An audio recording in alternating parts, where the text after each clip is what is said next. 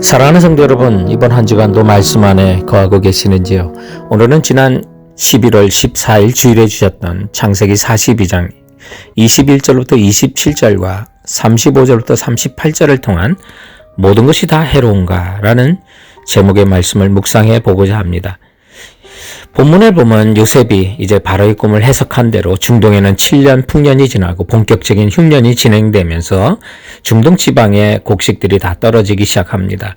그래서 1절과 2절에 보면 야곱은 이제 애굽에는 곡식이 있다는 소식을 듣는데 애굽으로 가는 길이 대단히 위험했기 때문에 야곱은 요셉의 아우였던 베냐민을 보내지 않으면서 재난이 그에게 미칠까 두렵다고 할 정도로 위험한 길이었던 것 같습니다. 그래서 형들만 애굽으로 보내는데요. 마침내 6절에 보면 이제 때에 요셉이 나라의 총리로서 그 땅 모든 백성에게 곡식을 팔더니 요셉의 형들이 와서 그 앞에서 땅에 엎드려 절하매라고 요셉의 꿈이 진짜 이루어지는 것을 보게 됩니다. 그런데 8절에 보면 요셉은 그들의 형을 알아보았으나 그들은 요셉을 알아보지 못하더라.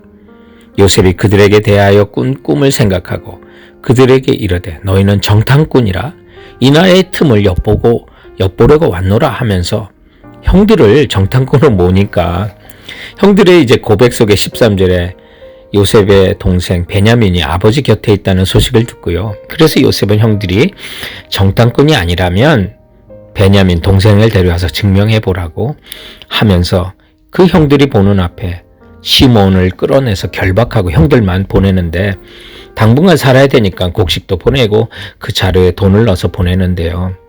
그 돈 때문에 또 난리가 나고요. 또 집에 와서 형들이 아버지 야곱에게 동생 베냐민을 가야 한다고 하니까 탄식하면서 36절에 너희가 나에게 내 자식들을 잃게 하는도다. 요셉도 없어지고 시몬도 없어졌거늘 베냐민을 또 뺏어가고자 하느냐? 이는 다 나를 해롭게 함이라고 모든 것이 다 해롭다고 말하는데 정말 해로운 것일까요? 모든 것이 다 해로운가? 본문이 가르치는 첫 번째 교훈은 성도라도 예외일 수 없는 고난이 있다는 것입니다. 믿는 사람도 똑같이 고난은 겪어요. 야곱도 하나님의 복을 받은 자 아닙니까? 그럼에도 불구하고 다 나를 해롭게 한다고 할 정도로 마음 아픈 일이 많아요. 야곱의 모든 상황이 오늘 본문에 보면 정말 힘든 거예요. 육체적으로 환경적으로 기근이 온 세상에 임해가지고요. 그 양식이 없으면 2절에 보면 우리가 살고 죽지 아니하리라. 양식이 있으면 살고 없으면 죽는다고 하는 정말 목숨이 위태로운 상황이고요. 그런가 하면 마음도 아파요. 요셉을 잃은 지 20년이 지났지만 아직도 아들을 잃은 슬픔이 그를 힘들게 해요. 그래서 요셉의 동생 베냐민을 이집트로 데려가겠다는 형들에게 본문 38절에 야곱이 가로되 내 아들은 너희와 함께 내려가지 못하리니 그 형은 죽고 그만 남았다고요. 정말 베냐민 외에 다른 자식들은 자식으로 여기지 않는 것 같은 말을 할 정도로 마음에 상처가 있는데요. 야곱은 요셉을 잃게 된 것도 형들이 한 짓이라고 하는 마음의 심증은 좀 갖고 있었던 것 같아요. 그래서 36절에 보면 너희가 나로 나의 자식들을 잃게 하는도다. 요셉도 없어지고 물증은 없지만 야곱의 마음은 심증을 갖고 있었던 것을 읽을 수가 있어요. 그래서 안팎으로 어려우니까 야곱이 뭐라고 말합니까? 모든 것이 나 해롭게 한다고요. 여러분, 야곱의 이 마음 공감하지 않습니까? 우리도 이와 같은 상황에 있으면 똑같은 고백이 나왔을 거예요. 모든 것이 다 나를 해롭게 한다. 영어로는 everything is against me. 다르게 번역하면 모든 것이 나를 대적한다고요. 근데 성도 여러분, 로마서 8장 31절에 만일 하나님이 우리를 위하시면 누가 우리를 대적하리오라고 말씀합니다. 하나님이 함께 하시면 모든 것이 나를 대적하는 것이 아니라 누가 우리를 대적하리오라고 우리는 담대하게 선언할 수 있다는 사실을 믿고 나가는 성도들 되시기 바랍니다. 모든 것이 다 해로운가?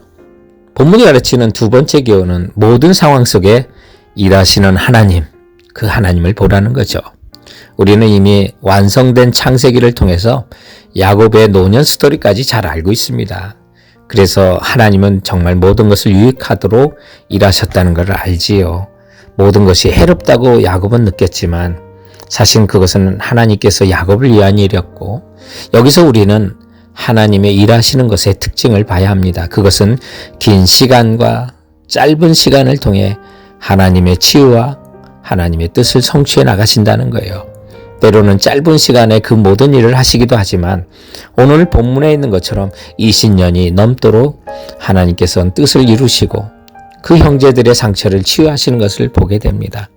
오늘 본문에 보면 요셉이 이제 어린 시절에 와서 성장해서 그랬는지 또는 총리로서 자신의 모양을 치장해서 그런지 형들이 요셉의 얼굴을 알아보지 못합니다. 그래서 요셉은 형들과 사이에서 23절에 그들 사이에 통역을 세웠고요.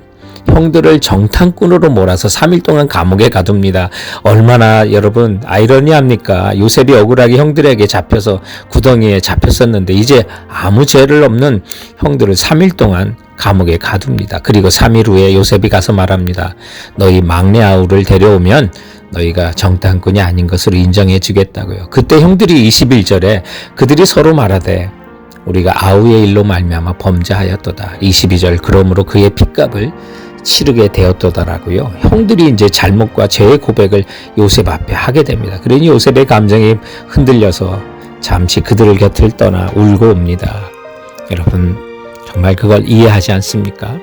그 후에 이제 형들이 집에 돌아와서 막내 베냐민을 이집트로 데려가야 한다니까 아버지 야곱이 보내겠습니까?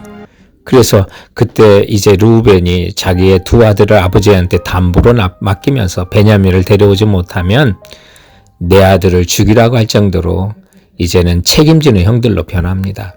성도 여러분, 형들이 변했습니다. 죄를 인정하면요, 요셉도 용서한 거예요. 우리도 주님 앞에 죄를 고백하면 주님이 용서하신다는 걸 보여주고요. 우리 이 모든 본문을 통해서 모든 것을 온전하게 하시는 하나님을 향한 믿음을 가져야만 합니다.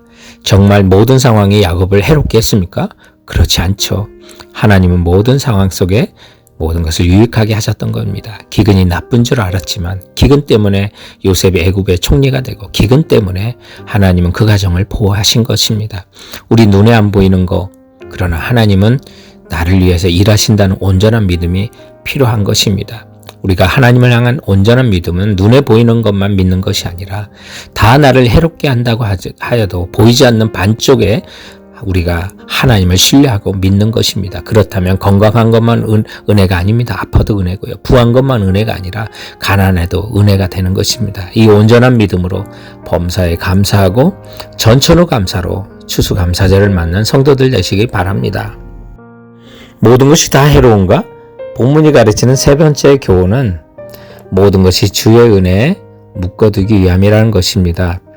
요셉이 이제 형들의 절을 받으면서 꿈이 이루어진 것을 깨닫고 하나님의 계획을 깨달으니까 요셉의 고민은요, 형들에 대해서 복수하는 게 아니라 그 형들과 가족들을 이 흉년의 재앙을 피해 어떻게 안전한 이집트로 데려와 피하게 하느냐 하는 것이 이제 요셉의 고민이 됩니다. 앞으로 흉년은 더 계속될 거니까요. 그런데 식량만 퍼주면 안 돌아올 사람들이 이 형들입니다. 그래서 요셉은 자기 가족들을 모두 데려와 구원하기 위한 방법으로 시므온을 잡아두고 자루에 돈을 넣고 막내 아우 베냐민을 데려오게 하는 겁니다. 베냐민이 오면 아버지도 오고 아버지가 오면 다른 모든 식구도 다 따라오게 되어 있으니까요. 그래서 계속해서 형제들을 어렵게 하면서 붙들어 두는 겁니다. 묶어두려고 하는 겁니다. 여기서 우리는 하나님께서 일하시는 방법을 봅니다. 정말 우리들을 다 해롭게 보이는 상황이 있다 하더라도 하나님께서는 우리를 주님의 은혜 가운데 묶어두기 위해서 그 모든 환경을 허락하신다는 것입니다. 그래서 로마서 8장 28절에 우리가 암송하는 것처럼 모든 것이 합력하여 선을 이루게 하는 것인데 그 선이 뭡니까? 모든 것에 오직 예수의 형상을 본받아 살아가게 하기 위한 것일 뿐입니다. 그래서 로마서 8장 29절에 그 아들의 형상, 예수의 형상을 본받게 하기 위해서라고요. 그리고 그로 많은 형제 중에 맏아들이 되게 하려 하신다고요. 우리는 고난을 통해서 하나님의 은혜에 묶임으로써 예수님의 모양을 닮아가는 것입니다.